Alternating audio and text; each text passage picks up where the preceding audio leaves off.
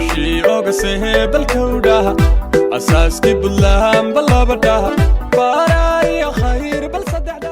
munaasabad ballaaran oo si heestaa loo soo agaasimay iyo jaalada Puntland ee ku dhaqan magaalada Melbourne wadanka Australia ku xustay kulaatin guridii ka soo wareegtay aasaaska Puntland. Munaasabadda ayaa waxa ka soo qayb galay wasiiro hore xil laga soo qabtay Puntland, aqoonyahan, waxgarad, odayaal, dhalinyaro, haween iyo fanaaniin horkacayo Omar. taas dawladda dalata oo jirta hala taageero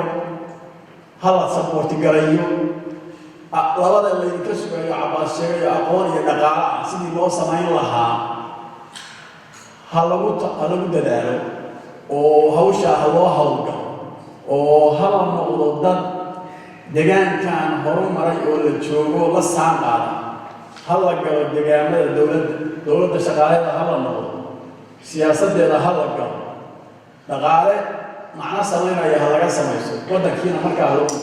arrinta kale oo rabno inaan ku amaano Puntland waxa ka mid ah tallaabo fiican bay Soomaalida u balaareen oo ah xukunkii dhexe haddii lagu dagaalamay nin walba booskaaga soo habayso runtiina waxaa mudan in la xuso waa laga faa'iidaystay Jubbaland baa dhalatay Koonfur Galbeed baa dhalatay Galmudug baa dhalatay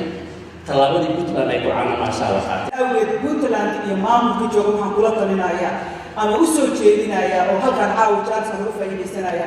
in horumarka laga shaqeeyo meeshii ay ka dibacsan tahayna laga dhiso guud ahaan shacabka reer Puntland oo dawladda kulligeed garab taagan dawladii soo maray dawladda kaligeed ma qaban karto haddaan garab kala lahayn marka waxaan idinka sidaad u wadaynaa garab kala qabataan dawladda cusub ee hadda joogta hadday wax wadaagaan waxaa dhacday in caqabado gurubka soo baxaan ama isfaham darro waxaan oran karaa marka reer Puntland isku tanaasulka ayay ku kasbadeen inay intaasoo soo nabad iyo barwaaqo ku noolaadaan wax badan ay u faa'iideeyaan ummadda Soomaaliyeed meel walba ay joogaan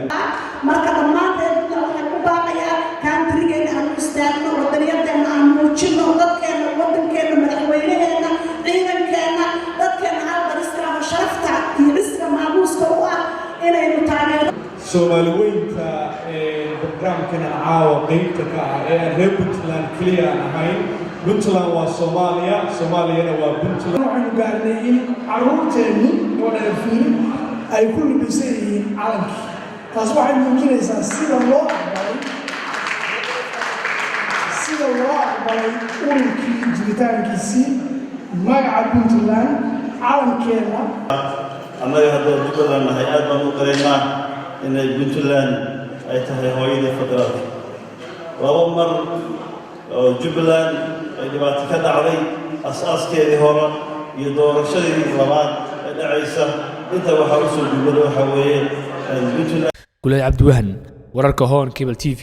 magaalada Melbourne wadanka Australia